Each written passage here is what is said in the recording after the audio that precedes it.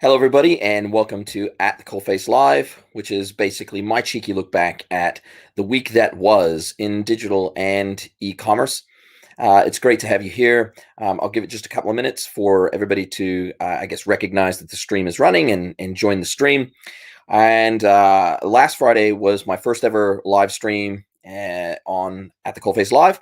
And what I kind of realized, I guess, in hindsight, is that it's best really if I kind of go through the news, go through the commentary, give my thoughts, give my insights, and then leave sort of Q&A or ask me anything towards the end instead of trying to take in the feedback and the comments that are coming in on the live stream and trying to uh, intersperse them into the discussion. And as I watched back that first live stream, I realized how distracting it was when I tried to read the comments, respond to the comments, interject them into the discussion. And so what I'm going to do today is I'm going to take a slightly different approach, which is to get through all my commentary and the news of the week, and then leave that sort of commentary or reading the comments and responding to the comments and interacting with you guys in sort of the AMA Ask Me Anything style towards the end of the stream. So that's what we'll do today, and hopefully that will make these streams a little bit more seamless, a little bit more enjoyable. And then if you want to sort of drop off at the end of the news brief, then you can drop off. You don't have to stay for the Q&A section. Or if you've dropped questions or comments throughout the stream, then you'll just know, hey, Jason's going to get to these at the end. So really looking forward to that. And I did mention last week that I do love a good bourbon. So I didn't have a drink last week, but I do this week. So I've got a cheeky Maker's Mark in my hand as we speak to keep me hydrated. So it is fantastic to have you here. And as just a reminder, this is a simulcast multi-stream. And so it is going out to LinkedIn. It's going out to Facebook. And it is going out to YouTube. So thank you very much for joining me today. And we'll get cracking. And this is about a 30-minute stream. So we'll just see how we go and see how many comments and questions we get. And then if it runs over a little bit at the end, covering that off, then fantastic. Hopefully you guys can see me okay.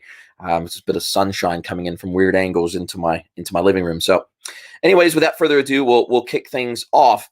And there's been a war of words, and this kind of harkens back to what we discussed last week about where does the line begin and end between a company's social responsibility and personal activism of its staff. And what we have in New Zealand, we have a situation where Young & Shands, which is a major advertising and digital agency based here in New Zealand. One of the founders, Duncan Shand, he put a post on LinkedIn. I'm actually connected with Duncan on LinkedIn. He's a great guy. He's kind of a bit of an icon in our industry from an advertising, marketing, digital perspective. And I saw his post on LinkedIn that this news article was referring to. And it was in the Mad Daily News, and it was all about Duncan calling out Clemenger Group for not giving back its wage subsidy back to New Zealand government. Clemenger had announced this huge profit for the year, and they basically, alongside that huge profit announcement, they announced they were not going to be giving back the wage subsidy, and they were not going to be giving back or increasing the wage decreases they had implemented due to COVID during the COVID period. And Duncan just felt that was atrocious, and he basically called Strawn Wallace out from Clemenger, made a big post about it, and this post absolutely blew up. I think it had something like 200 reactions or 150 reactions, something like that, and 300 comments or something like that. The article, unfortunately, was paywalled that Duncan was referring to, but he basically called out the key points, which is that Clemenger is a multinational. They pay very little tax in New Zealand to begin with. They obviously minimize tax as a multinational, as all multinationals do. And they also took the wage subsidy, which they didn't give back, which was, I think, $13 or $15 million or something like that. Plus, they weren't going to re-increase the wages of their staff back to pre-COVID levels. And Duncan took exception to that. He said it was an embarrassment to the industry because obviously Clemenger plays in the industry. They play in the ad space. They play in the digital space. They are basically a global marketing powerhouse. And Duncan felt that that was giving not only Clevenger a bad name, but giving the industry a bad name as a whole. And so he called out what he considered to be bad corporate behavior. Now, it's worth pointing out that Clevenger didn't do anything illegal. They had the drop in revenue that was required for them to qualify for the wage subsidy. You know, they obviously renegotiated pay packets with their staff, who were probably quite happy to keep their jobs in the first place. But it really does come back to this whole global question that's happening right now and is erupted with these culture memos at major tech companies around the world. It calls into question, where does the line get drawn between, you know, what a staff member does or what a corporation does? Where does the corporate responsibility lie, and where is it going to get called out? Is it going to get called out by staff? Is it going to get called out by a competitor? Is it going to get called out by a government? And I think the key takeaway for this is really that you can't really do much, particularly as a very large multinational. It is virtually impossible to do anything that is not going to be very, very quickly and transparently surfaced out to the market. And this goes for BrewDog. We talked about BrewDog last week and the brouhaha they're in because of the behaviors that they've had with their staff, and the open letter that was written by previous staff complaining about the corporate culture over at BrewDog, and the James Watt brouhaha that was brought into that, pardon the pun. And I think this latest stoush between Duncan and Strohan over at Clevenger just demonstrates the fact that pretty much everything you do, particularly as a global player, means that it's going to be transparent, means that it's going to be called out, meaning that if there's any sense of impropriety, either at the corporate level or at a leadership level of the business, it's probably going to get called out, and it could potentially really damage your business. So you have to think about managing reputation, not only as individuals, but you have to think about managing your reputation as a corporation. Social media has just opened up an absolute can of worms, depending on how you look at this, for large corporate players. And so it's going to be interesting to see how Clevenger ultimately plays this. But so far, they've made no apologies, and they have no intent of giving the wage subsidy back. So it'll be very interesting to see how this plays out over time. Cool. Now, next piece of news. Shopify in the last week rolled out their Affirm, their investment in Affirm, or their takeover of Affirm, which is an installments, a fintech player, buy now, pay later type technology. They've now integrated that into Shopify as the Shopify payments, buy now, pay later functionality. And they've just rolled that out in the USA and made it available to all Shopify merchants running Shopify payments in the United States. Now, no ETA on rolling that out across the Shopify platform internationally, because obviously there's a lot of regulatory frameworks that they've got to cross a lot of T's and dot a lot of I's. Totally understand that. But I did call this out during the week, and it really, what this signifies to me is there are bigger issues around buy now, pay later technology around the world. And it really comes down to a few key pillars of challenges, I think, that are facing that industry right now. You got increased competition that seems to be there. It feels very much like there's a new buy now, pay later technology provider, fintech joining the fray every week. Feels like that. I believe there's going to be mass consolidation of these players. I mean, obviously, we've got PayPal announcing recently that they're going to get into buy now, pay later. We've got, obviously, the majors. We've got Zip. We've got Klarna. We've got we've got Afterpay. We've got so many buy now, pay later technologies out there, and we've got Laybuy. We've got quite a few in the marketplace now, and each region of the world, just like having their own marketplaces, seems to also have their own favorite buy now, pay later technology that's locally available. And I think, we're rapidly getting to a place where customers are getting a bit of BNPL fatigue.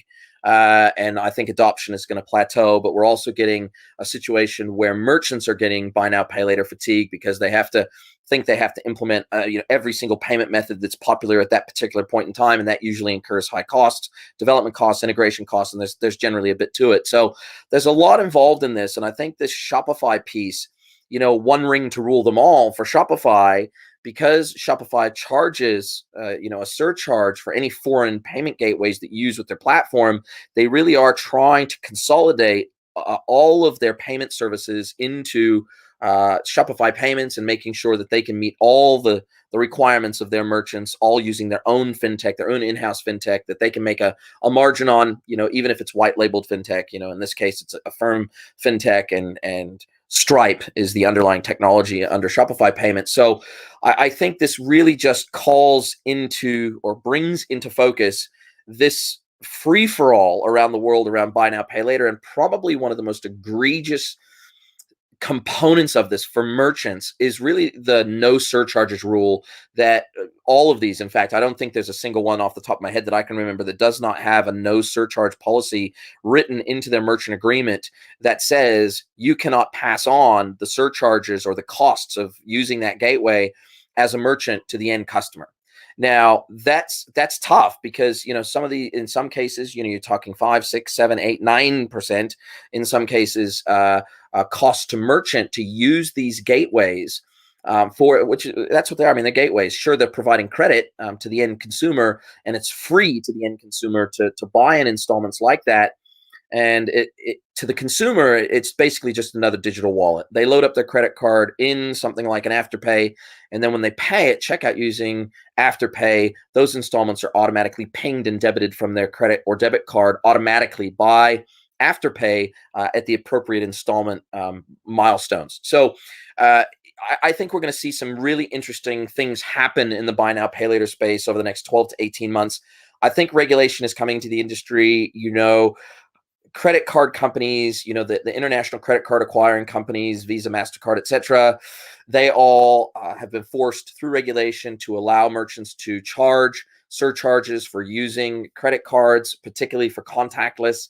And so you'll see that now. You'll see oftentimes that for PayWave and the like, merchants will charge a surcharge if you use your credit card, because their costs are considerably higher versus standard, insert chip and tap type chip readers in particular.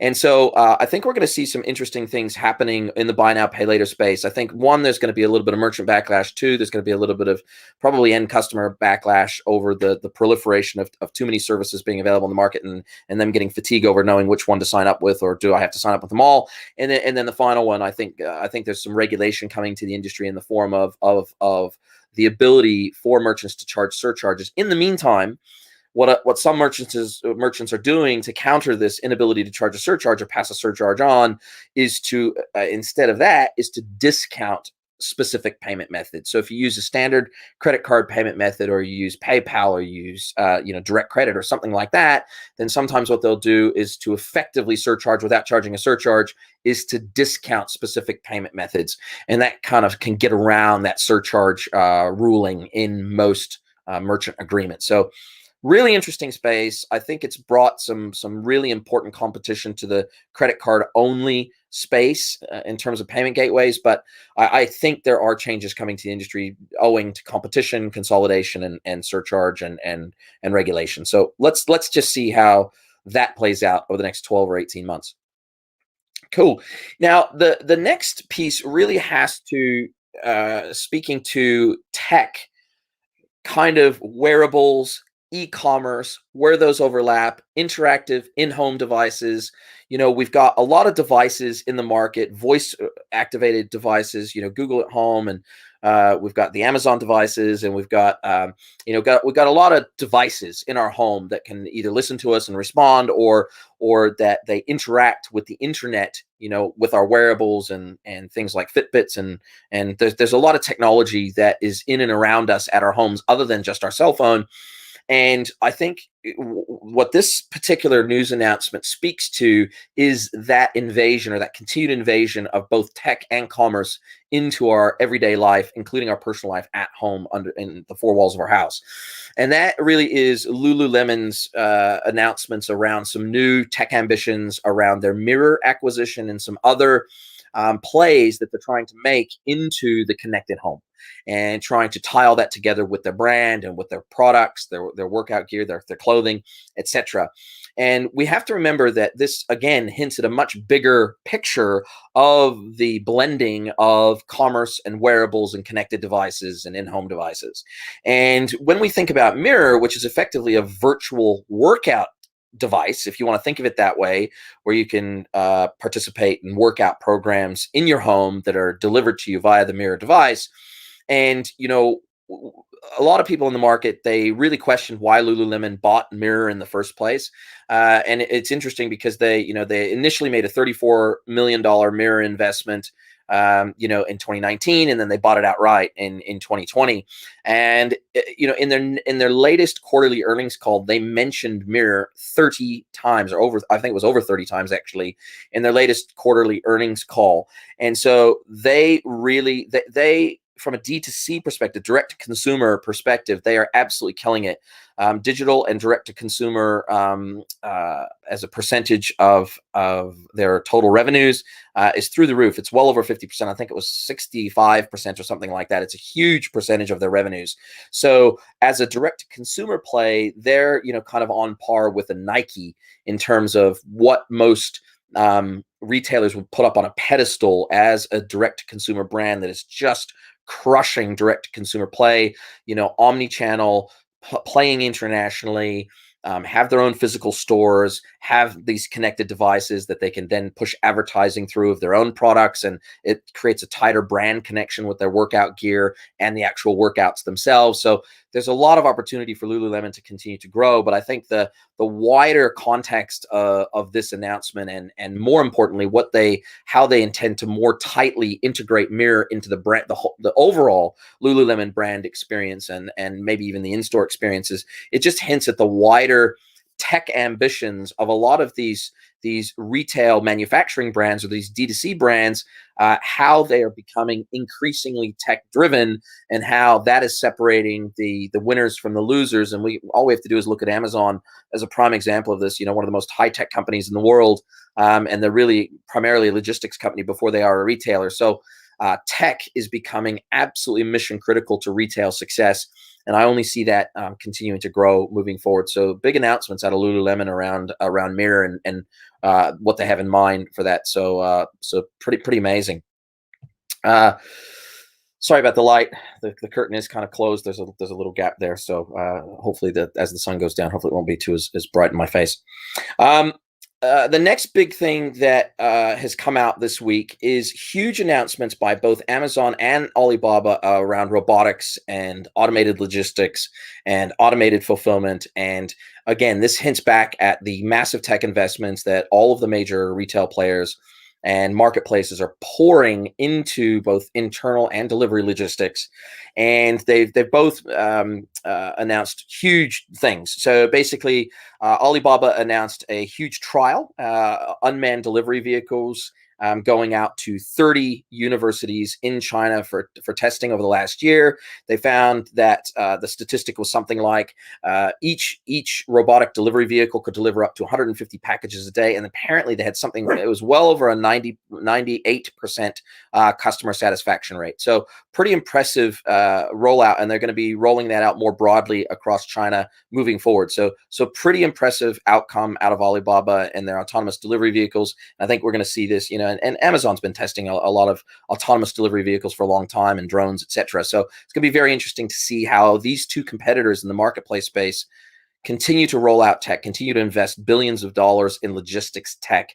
And in terms of Amazon's announcement around robotics, basically they're testing in warehouse robotics that basically they're autonomous pick and pack carts, effectively, that can go out through a warehouse and actually pick goods autonomously. They don't require a human being to do that, and presumably that will autonomously bring it back to the packing area. Now, whether that's fully autonomous, it doesn't say, but presumably that's where they ultimately want to get to, that they'll have either packing in cart, or they'll have packing at a centralized packing station that will also be automated, so they can automate as much of the warehouse operations as possible. And when you look at some of the Amazon I guess, treatment of warehouse staff, etc., you can tell already that Amazon is really trying to get out of the human warehouse space as much as they can. They have a lot of complaints from warehouse staff about ill treatment, long hours, dangerous work environments, etc., trying to unionize and all the rest.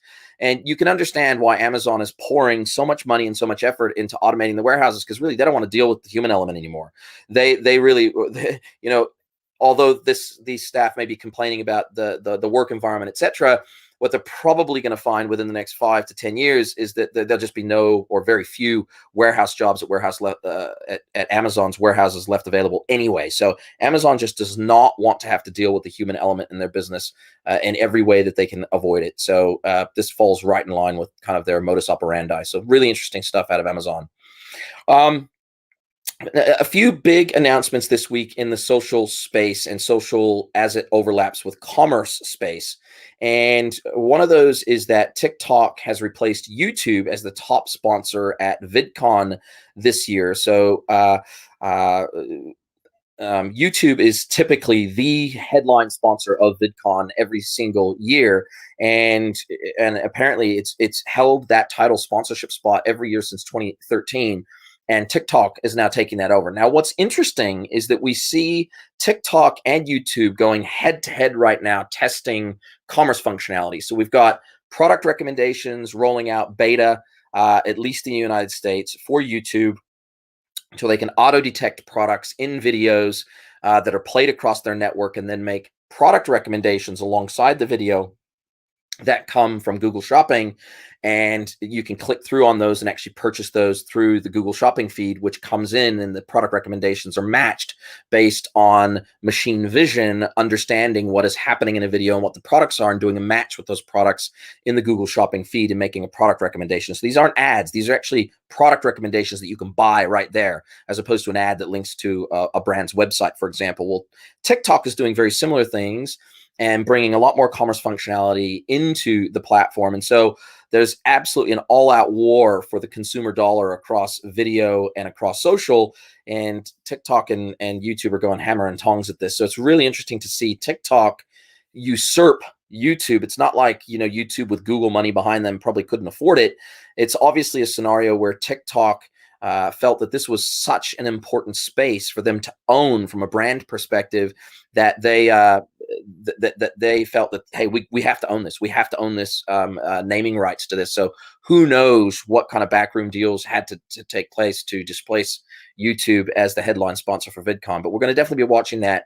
And I think it alludes to the broader discussion happening in the marketplace by all of the major short video, social media players, basically battling it out for creators. We have Spotify battling it out for creators. We have Google and YouTube battling it out for creators, TikTok to do exclusive. All these major platform players, they want to do exclusive with these creators, so that you have to use their platform to get access to the content of these particular creators. It's going to be interesting to see how that plays out, because there's a huge commerce component associated with this.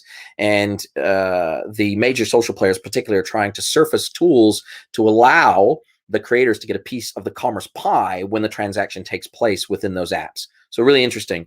Following on from that, Instagram, in a counterpunch to some of the things TikTok's been doing recently around commerce, Instagram is announced that they're going to be rolling out Reels worldwide, which is effectively their competitor format to TikTok's short video format. And we've had Reels in New Zealand. Gosh, I don't know how long. It's been a long time though. I'm thinking from memory, it must be well over a year now. And but it hasn't been everywhere in the world in which Instagram is available. And so they've not only announced that they are going to be expanding Reels worldwide in all of the areas that Instagram is available, but they're also going to be launching ads on Reels as well. So they announced that in a blog post, I think it was earlier this week. And basically the ads will be full screen and vertical, similar to Stories ads, or the format will be very similar to Stories ads, and they'll basically slot in between the reels within the Reels feed. So if you if you tap on an individual reel within Instagram, then it takes you into the Reels feed, and as you swipe, you're seeing reel after reel after reel.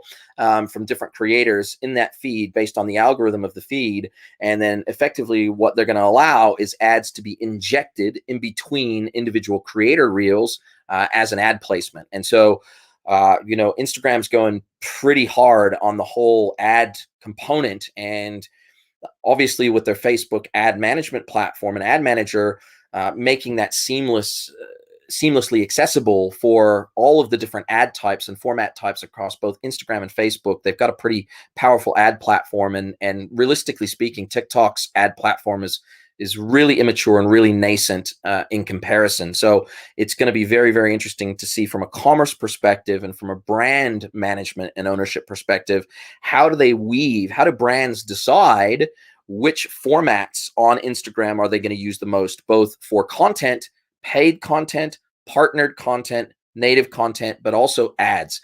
Are they going to do stories-based ads? Are they going to do reels-based ads? Are they going to do ads in the standard feed and standard images in their own feeds? How are they going to manage that relationship with their customers who really are going to go to the feed to be looking for content, but the brands want to get the advertising in front of their face, and then ultimately, through the use of Instagram Shop, be able to sell to them directly in the app as well. So there's a lot coming down the pipe from a commerce perspective. We'll definitely keep an eye on that, but social players, and particularly live stream shopping, which Instagram and TikTok have shown massive interest in, and rolling out some beta functions around live stream shopping as well. That's really just the next iteration of both ads and content, and the integration of both of those. So really, really interesting stuff happening in the social and commerce marketplace. So that pretty much rounds out most of the I guess key news this week. There's of course there's thousands of articles that come out and various announcements by different tech companies, etc. But one of the other things I wanted to remind you all of is that I release at the Coalface podcast episodes every Thursday. I tease them on a Wednesday so you know what's coming, and had the interview released on the podcast yesterday with Nick Hinsley from Lexer, and it was an amazing interview that I had with him. I consider him a friend. He's super knowledgeable in the customer data platform space, in the customer centricity space, and how to basically take zero and first party customer data that doesn't rely on cookies to gain that data from the customer experience on your own website, and how to leverage that not only for better marketing, but how to serve your customers better ultimately, and how to create close to segments of one out of each customer in your database. And so that was a phenomenal interview. If you haven't checked that out yet, please go and check out at the Coalface podcast. It's on every single podcast engine out there. I haven't found one yet that it's not on, so I've tried to do my best to make sure it's on all popular podcast engines. So go and check that out. Subscribe to the podcast on your favorite podcast engine, and yeah, I'll just go into a bit of a Q&A now. Thanks, Chris, for commentary. Thanks, Peter. Thanks, Kimberly. Appreciate everybody's support, commentary, time. Look, I realize everybody's busy, particularly on a Friday. And I always appreciate everybody taking their time to spend time with me, spend time reading my content on LinkedIn, spend time listening to the podcast. I know everybody's, they've got limited time in their day and they've got a lot on, and I'd always appreciate every minute that everybody chooses to spend with me. So hopefully I'm trying to keep it as tight and succinct and add as much value as possible. So I appreciate that, you guys really, really do. If there's no more questions, then I'll close this podcast, close this live stream off, and then we'll see you again, same time, same channel next week. So thanks everybody, and have a fantastic weekend. Cheers, guys.